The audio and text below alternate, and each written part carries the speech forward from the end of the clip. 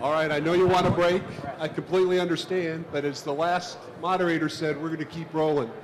Don't want to interfere with lunch. Jeff, thanks for staying with us.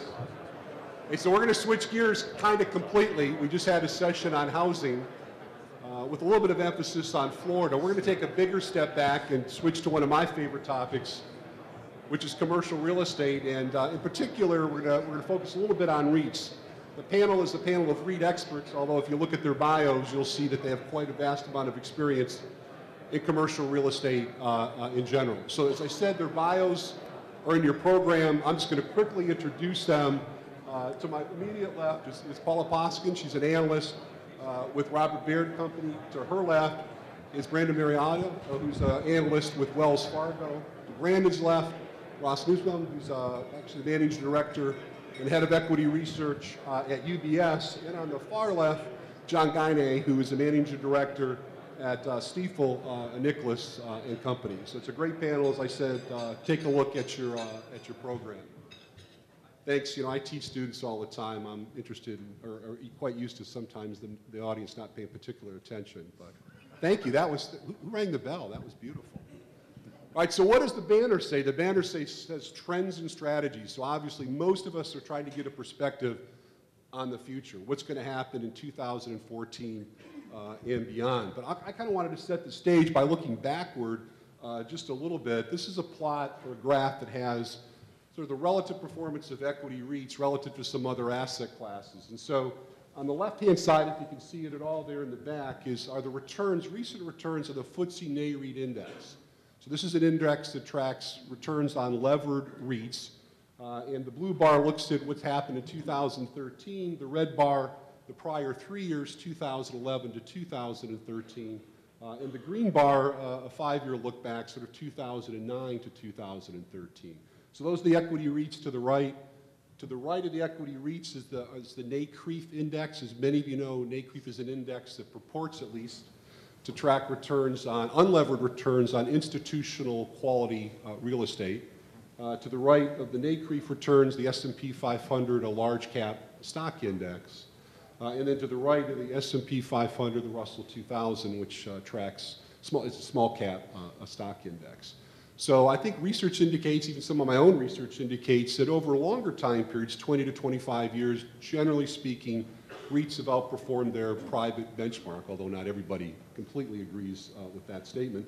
But recent performance, not so good. So one of the things I wanted the panel to address is so thoughts on this recent relative performance of the public panel. We'll start with you, Paula. You're right with me. Okay. Good morning, everyone. Thanks for being here. Well, clearly the big factor, I think, last year's underperformance particularly started in mid-May with Bernanke's tapering discussion. So the market is always looking forward, sometimes 6 to 12 months ahead of where the private market is, and that's when you really saw the REITs broadly start to underperform the broader market. Up until that time, they had been doing pretty well. Now, within the REIT space, you also saw a rotation just across property types. I think part of the calculus that was really missing in that huge sell-off with the fear of rising interest rates was the catalyst for rising interest rates is going to be a strong economy. And last time I checked, that was good for commercial real estate demand. So I think, excuse me, investors started anticipating a higher cost of capital. Eventually, cap rates would have to catch up with that, which would be diminishing value when, in fact, organic growth from a strong economy and strong demand for commercial real estate might offset or even supersede that. So within the real estate property types, you even saw a rotation out of more defensive sectors, such as student housing, as an example, and into more cyclical exposures like hotels.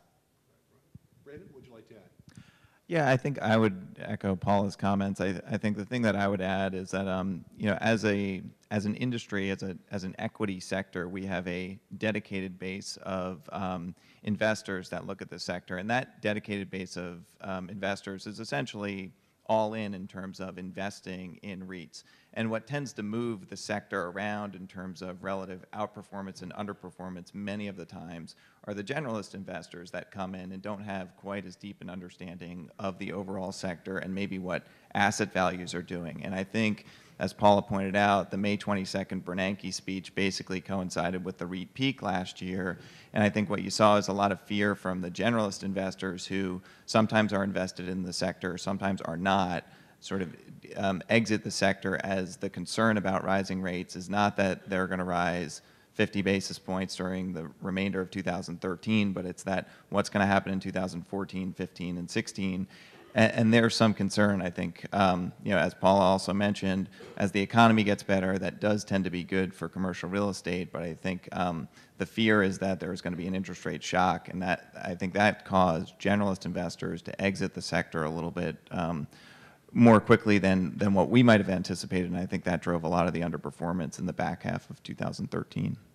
By generalists, are you talking about retail investors, or are you just talking about, they could be institutions that they're just not focused on the sector? Or? Yeah, I'm sorry, I should clarify. So institutional investors, but that don't have a dedicated REIT product, that may be looking at financial services more broadly and may look at REITs as a subsector within the broader equity universe, but don't necessarily have to be invested in the REITs. And those investors tend to, in my view, move the valuations in the sector around a lot, because the dedicated base of REIT investors who own a lot of the stocks, they tend to be all invested, and they may move within sectors, but don't tend to make a lot of, they're essentially invested in the sector, so they're not going to move in and out.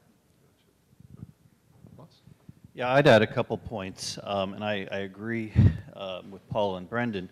I think two other things here. Number one is investors look at relative value of REITs versus the broad market. So when we began 2013, REITs were trading at AFFO multiples, and this is adjusted funds from operations, which we really think of as the true cash earnings of REITs. They were trading at multiples of roughly 22, 23 times earnings. I could have bought the S&P 500 down at 13 times.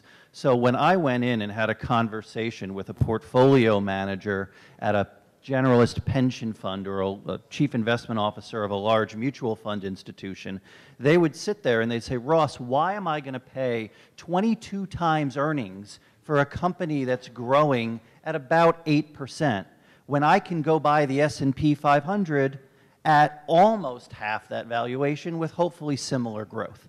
That was a major problem for the average institutional investor last year.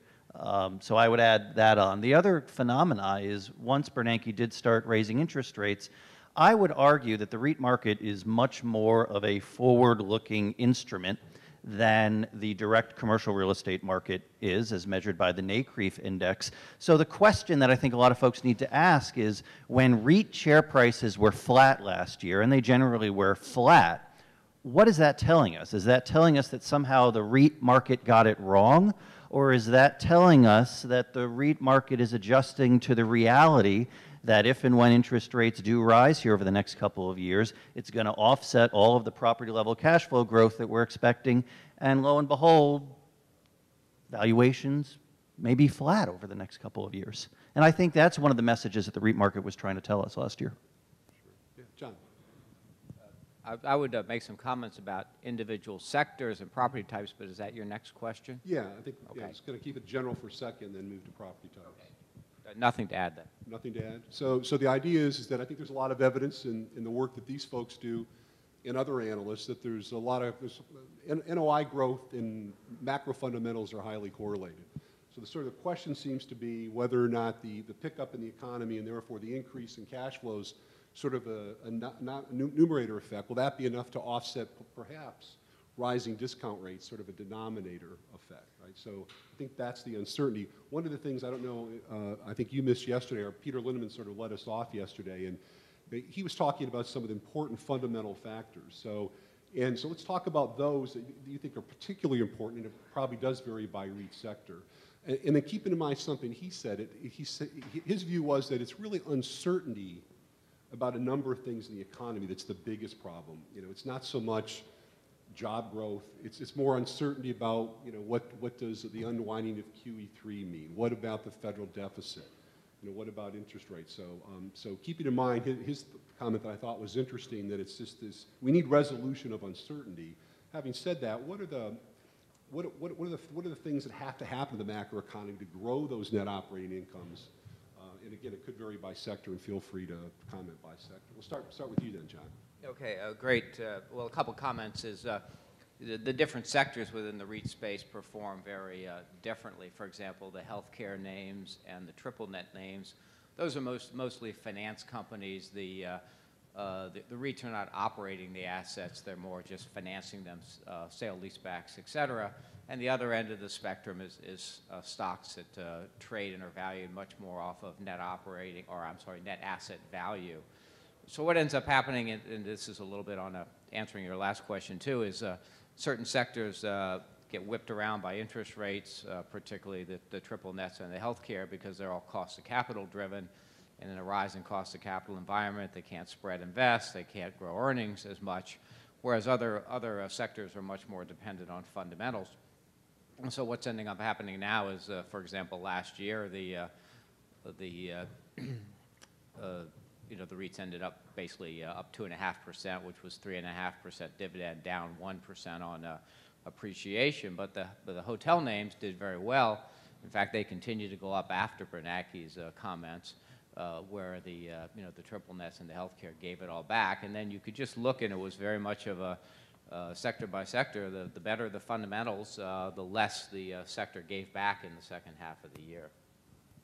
So healthcare is one. I looked at the Green Street data a couple of days ago. Healthcare, I think self-storage are traded at pretty significant premiums to net asset value. Does that give you pause? Is that high premiums relative to net asset value? The major property types are all trading sort of at or a little bit below estimated net asset values, but I think healthcare was one of the ones that was trading at a significant premium. Yeah, healthcare REITs are an odd group of ducks. The problem with the healthcare REITs, they've traded at big premiums to net asset value for the better part of the last 15 years. And you know, it's a frustrating group, because when we go value office, industrial, apartment, retail, we look at net asset values. We go out, try to figure out what the cap rates are in the market, right? And we can figure out what the NAVs of the companies are. That's not really the way that the healthcare REITs have been valued in the public market. They've traded more off of their dividend yields and dividend yield spreads to treasuries and perhaps earning multiples than they have NAV. So the question is, why are healthcare REITs treated differently? The answer is, if you go back over the last 10 or 15 years, you could have generally bought most healthcare properties, whether you're talking assisted living or medical office, at 8, 9, 10 cap rates. Not necessarily today, but going back over the last 15 years, that was a distinct possibility, and you could finance it at a weighted average cost of capital that was down around, call it 5%, 6%. So that spread between where you were investing and where you were financing was pretty significant. And in fact, it was more significant than any other property type. And what that allowed you to do was generate substantially more earnings growth and therefore dividend growth. So I would argue that it was much more, as John pointed out, it was much more of a financing vehicle than it was a real estate vehicle. And the question going forward, especially for healthcare, is now that the cap rates for healthcare have compressed closer to the rest of commercial real estate, as frankly the capital found those high yields and compressed them, does the premium to net asset value go away for healthcare REITs because they've lost their spread investing edge? We believe it will. We believe that the 20 and 30% premiums for healthcare REITs will go away. I don't know how quickly it'll happen, but we think it does. It does. Yeah. So I put up a quick graph here, if it's helpful. This is the 4 main food groups. It doesn't contain lodging, it doesn't contain healthcare, and of course there's a lot of variation in performance by property type. I think many in this room, I hear all the time, we hear all the time, housing, multifamily housing strong, long-term fundamentals strong. I think that's a drum that gets beaten quite a bit. The apartment REITs actually were the worst performing sector on average. These are weighted average returns of REITs that operate either in the apartment space, primarily office, retail, or industrial. So I know, Paula, you focus quite a bit on multifamily. What happened? Well, the underperformance of the apartment space last year was followed 3+ years of really unbelievably strong performance, where the premiums that you referred to earlier, the apartment space for a while was at 40 or 50% premium to the rest of the index. After the Great Recession and the credit freeze, a couple of things happened. Keep in mind, as I'm sure you all know, multifamily can be financed, stabilized multifamily, not development, can be financed through the GSEs, through Fannie and Freddie. So when the credit freeze happened and virtually every other property type was shut out besides housing, the apartments still had access to capital, and that was a huge plus. So that kind of sustained their outperformance, or started their outperformance in the latter part of 2009 and certainly into 2010 and 2011. The other thing that happened is we've got the demographic shift that we've all been talking about. And as the economy started to stabilize and we were having large numbers of young people going through college, graduating, trying to get their first jobs, perhaps unemployed for a while, living in mom and dad's basement as we've talked about, or doubling up, or being underemployed, perhaps having those 2 part-time jobs instead of the job they trained for in school. As the economy stabilized, job growth returned, those folks started unbundling, was the phrase that I kept hearing over and over. So from, roommates in a townhouse, 3 or 4 people, that created 3 additional households, as the prior panel talked about. That demand, that pent-up demand, started to unleash sooner than I think any landlords had expected, even among the institutional players of the REITs. And among those apartment REITs that do development, like in Avalon Bay, for example, they started reigniting their development pipelines much sooner, I think, than the private market, because they had such much stronger access to capital. Brandon, either multifamily or another property type? Or? Yeah, I primarily focus on office and industrial, and so I'll talk a little bit about those two, which are kind of the boring ones in the middle there. I think there's a couple of things that we feel like were positive for both of those sectors. And John once described to me that watching NOI change in office is like watching paint dry. So I won't take credit for it, but I like to use that line. So it doesn't move that quickly, but one of the things that's been a nice positive for both of the office and industrial sectors has been that we've sort of been in this Goldilocks economy over the past few years, where the economic growth has been reasonable, but it hasn't been so high that it's spurred a lot of excess lending and hasn't spurred a lot of excess new supply, especially in office and industrial. It's kept it pretty muted. And that's allowed the REITs to perform pretty well, because they tend to have, on average, better quality assets. And so they've been able to drive occupancy higher, and net absorption levels have generally been pretty good.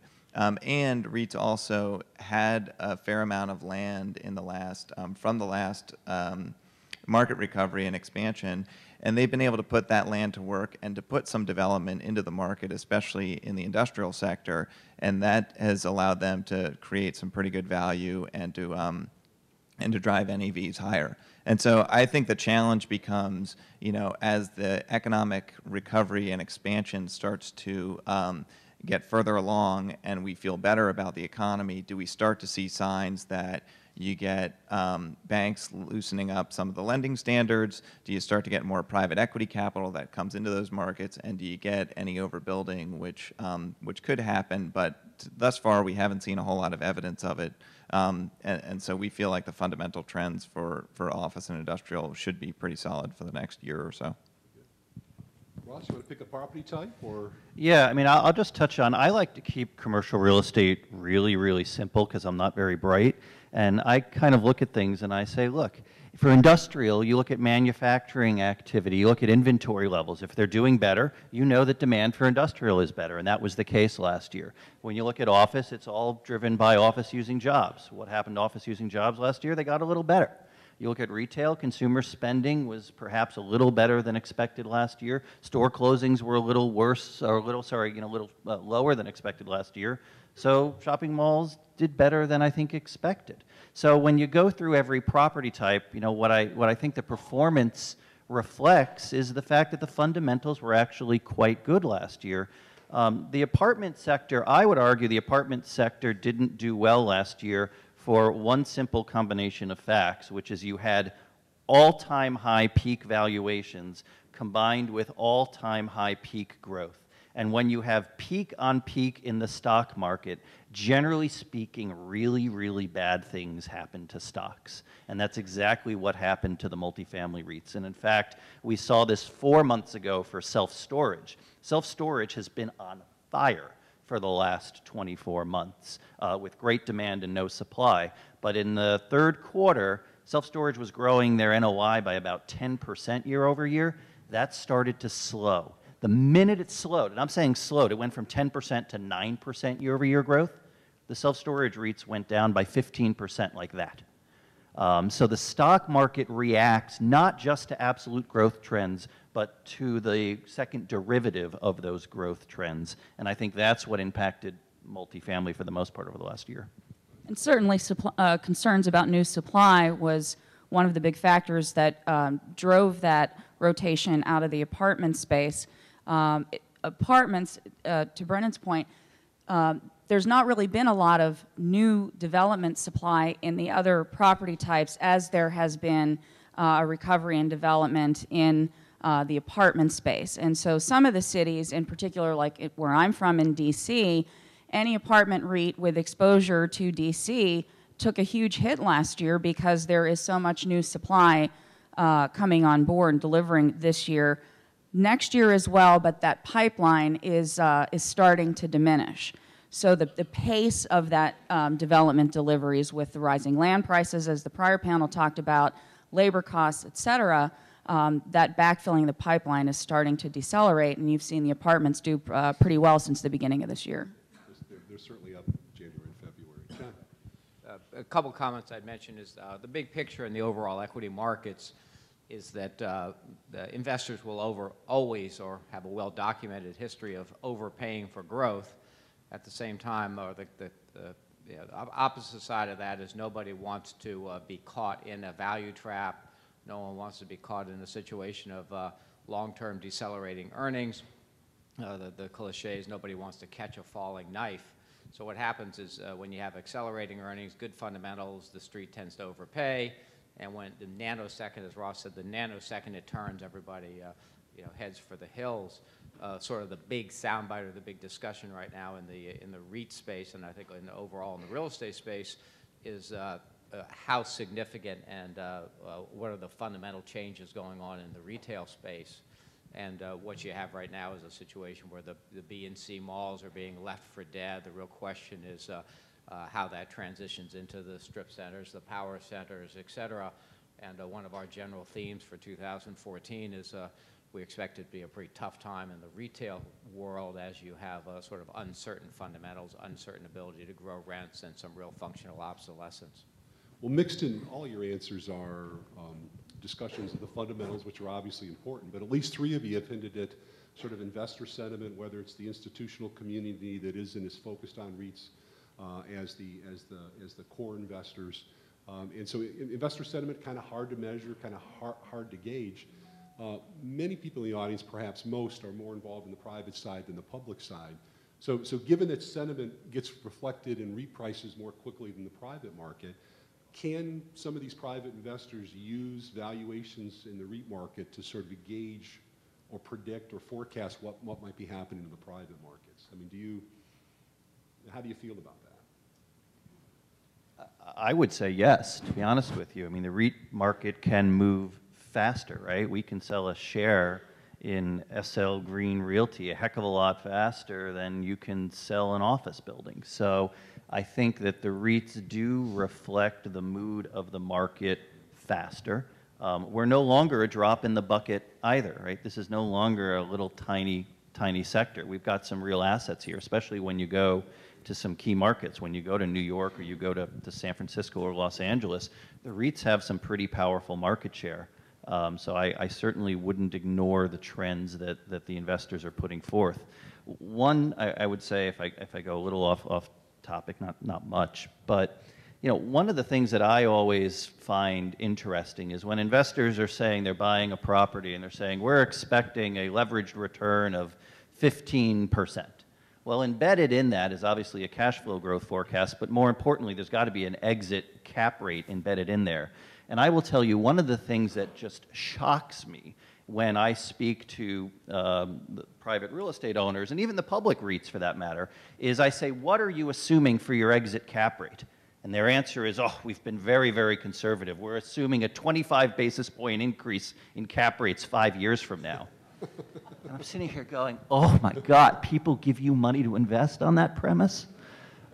It's nuts. It's nuts. And we're seeing this kind of underwriting across the board.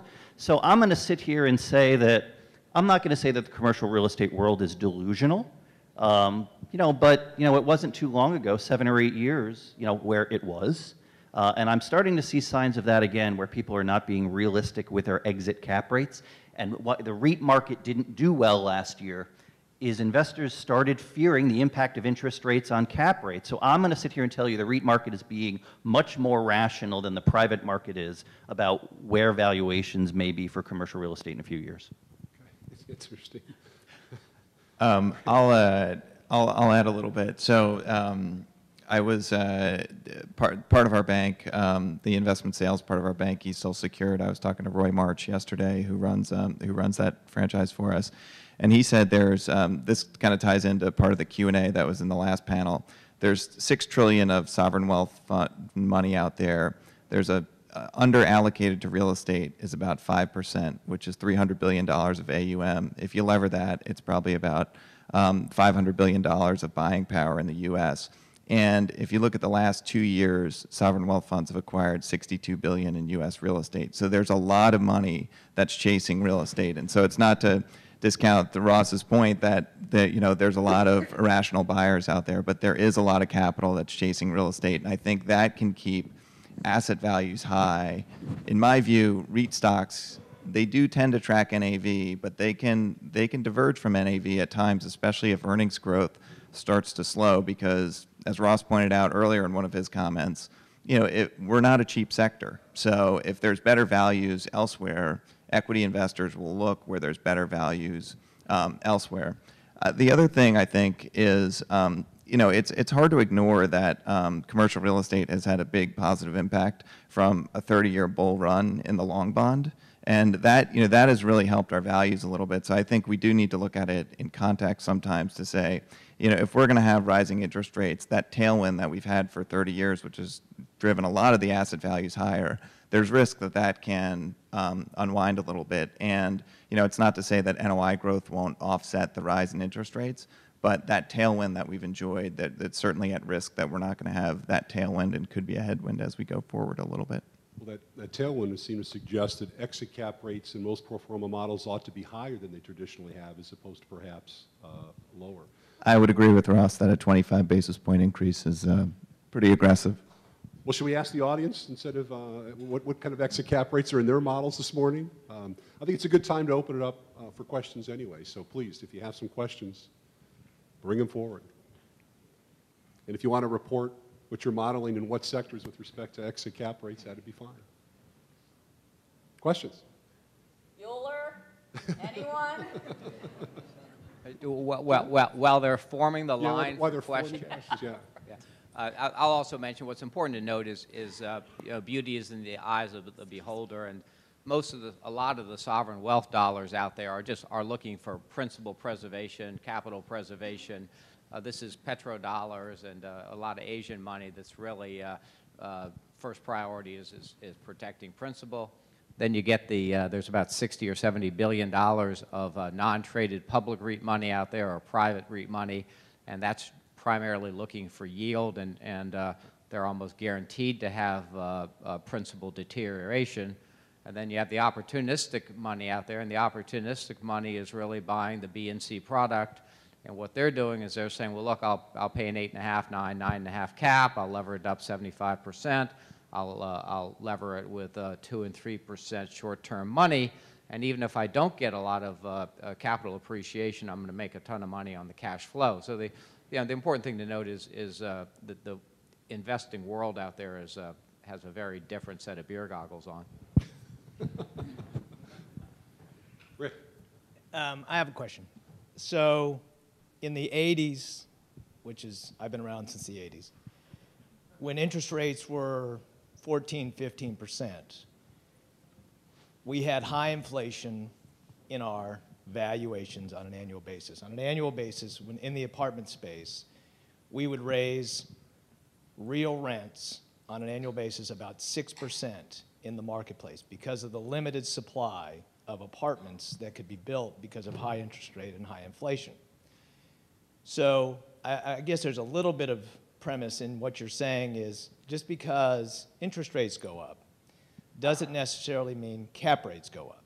So I want to make sure you're wandering down a path of, okay, well, cap rates have to go to 9% if interest rates go to 9.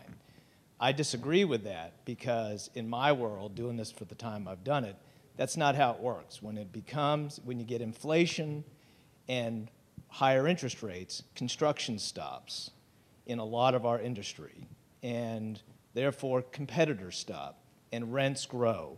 And if you I'd rather have 6% rent growth and 8% interest rates than 2% rent growth and 4% interest rates. We make a lot more money. So how do you think, I just want to make sure you're saying that that's going to be a negative going forward. How do you think that affects interest rates and cap rates going forward? Yeah, I mean, I'll jump in. I mean, clearly cap rates are a function of both growth and cost of capital, right? So it's not clearly just an interest rate game. So I think we can be clear on that.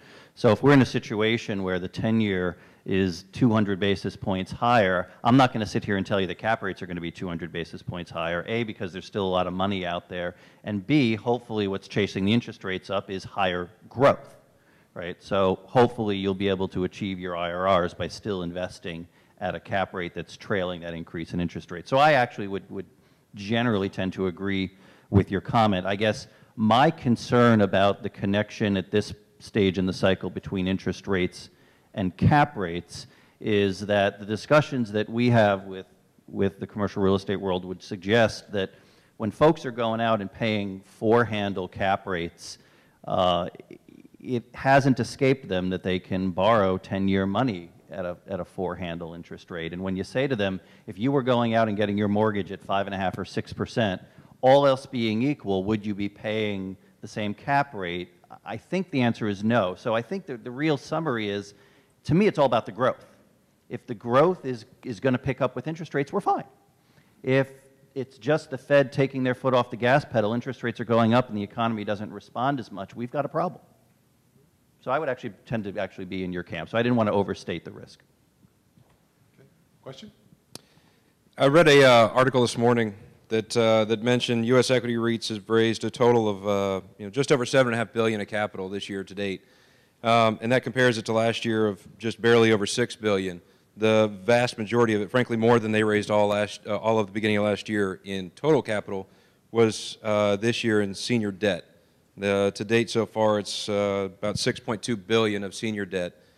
Does that speak to, you think, a growing trend of focusing more on securing long-term debt versus raising common equity and growing REIT holdings? Well, certainly I think many of the equity REITs have been reluctant considering the underperformance and where their valuations are in, over the last, let's call it, 8-10 months. And they're also on a quest to term out their whatever debt that they are carrying.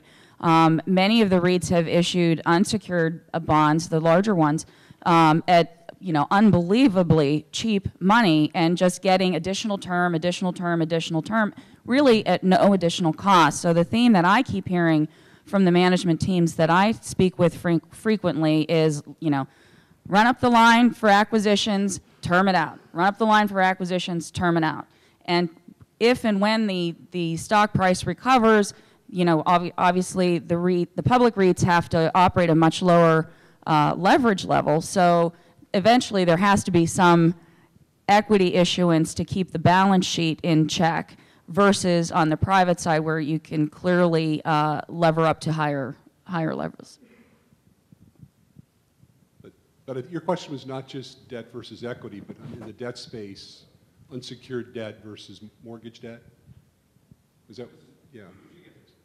So I think that was part of the question as well. It's probably also, probably not obvious to everyone in this room, but the REITs run their balance sheets at 35 to 45% leverage, so it's very different than the private market. And then usually over time, unsecured versus secured debt, meaning corporate bonds versus secured debt, is just a more cost-effective way to do it. Got one here? Yeah, go ahead. There was a comment from the last panel that Jonathan Gray at Blackstone said that on the residential side, we're maybe in the first inning of the recovery. And so I guess I'd be curious to get your perspective on the different food groups on where you think we are in the recovery and why. In the single family or rental or both? Both. Well, I'm going to get on my soapbox for just a second.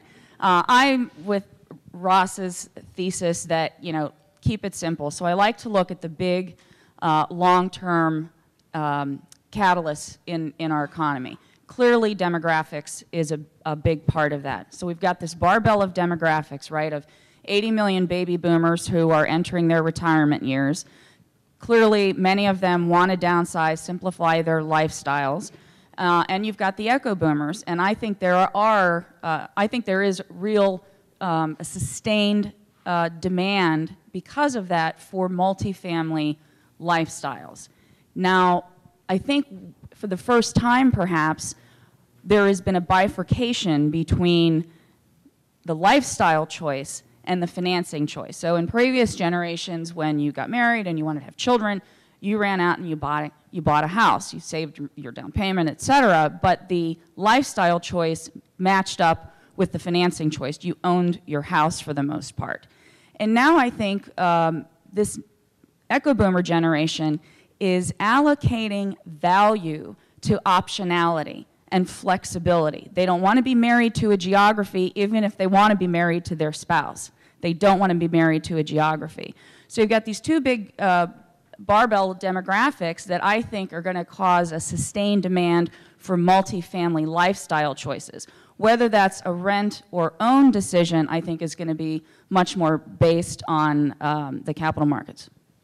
By the way, I make clear to my children that one of their options is not moving back in with us when if something happens. You just have to charge them higher rents, David. They may have optionality, but not moving back in with me. So maybe just one more question, and we should probably wrap it up. I've got Mr. Becker kind of telling me we're out of time. One last question? Right here. Yeah, go ahead. Hey, David. We've touched on the scenario of rising interest rates, and also, you know, the ratio that REITs have about 35% leverage. You know, we've seen many REITs in the market actually have leverage higher than that, both on their balance sheet, leverage unsecured, as well as secured financing. As cap rates go up and as debt markets change, I'd be interested to get your thoughts as to how do you assess the refi risk of some of the debt in these portfolios, especially in light of what happened in General Growth a few years ago. Yeah, I mean, I'll start. When General Growth went bankrupt in the downturn, what's interesting is I would actually argue that they weren't over-levered. They just had too much debt coming due at the wrong time, which is an interesting argument because I argue for REITs, it's not the leverage that kills you, it's really the maturity schedule. So the REITs have done a fabulous job of really terming out their maturity schedules, making sure it's a very balanced maturity schedule over 7 to 10 years. I would actually sit here and tell you REITs at 30–35% leverage are under-levered relative to the market. I have no problem personally with companies being 40–45% levered. You know, once you're up over 50%, the problem is today's 50% could be tomorrow's 75% if the world goes wrong, and then you start running into some issues. So I don't ever see the REIT world going much over 50-ish%, and we've also seen a historical correlation in valuations in the REIT market between leverage and the multiples that the market applies, and I don't see that changing either.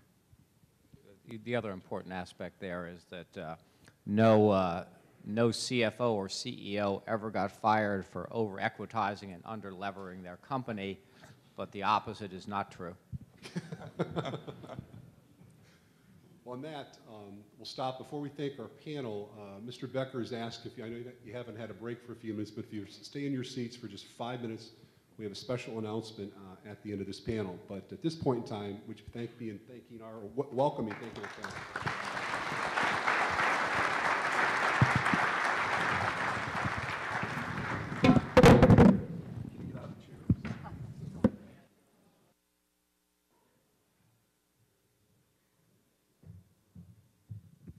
I know everybody's crossing their legs, but we do have a special presentation we want to do real quickly before we go to break.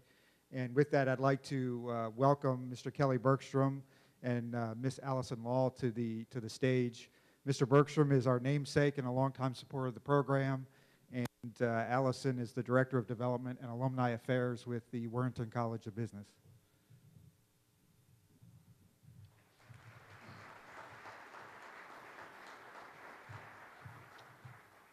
I would like John Crossman, president of the Crossman and Company, to please come to the stage.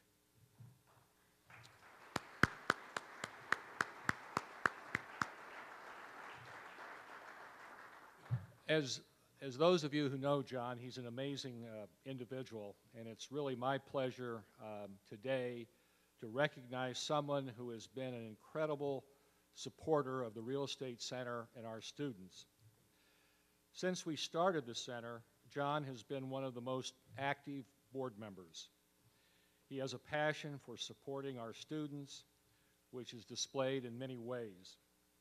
He comes to Gainesville several times each year to speak with our Master of Science in Real Estate students and to the students of the David Miller Center for Retailing. John continuously works with the International Council of Shopping Centers to allocate scholarship money to many of our programs. He mentors our students, provides internships, and very importantly, hires our students. He is truly invested in their success. John is equally passionate about the Bergstrom Real Estate Center. He was last year's Trends Conference chairperson and provided 8 people from his office to help coordinate. This year, he's provided 6 people from his staff to assist the conference. He has also helped the center's real estate survey get visibility at the ICSC Florida conference and with his clients. He's always there to help in any way that he can. John does all of this despite not being a graduate of the University of Florida. However, he comes with the passion and heart of a Gator alumni, which we would now like to recognize. I'm going to call on Allison Law for our presentation. Allison?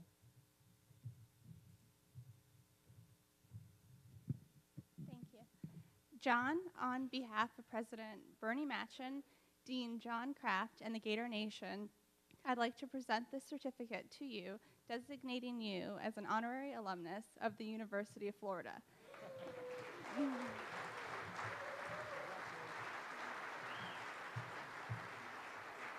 Thank you.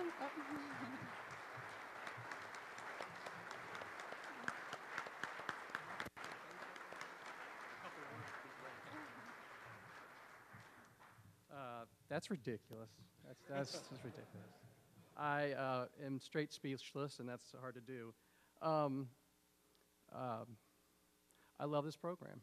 I love this industry. I love the students. And I'm honored that you allow me to be in the room. I'm honored that you allow me to serve in the way that you do. And I'll keep serving in every capacity until you beat me or leave me out of here. But I want to do it. The only thing I would say to you is this, is that give more back. Give more back.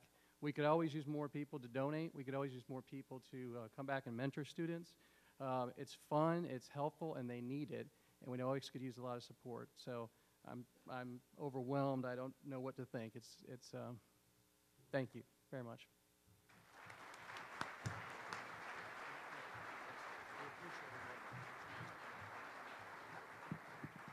Congratulations to John, and we're now on break.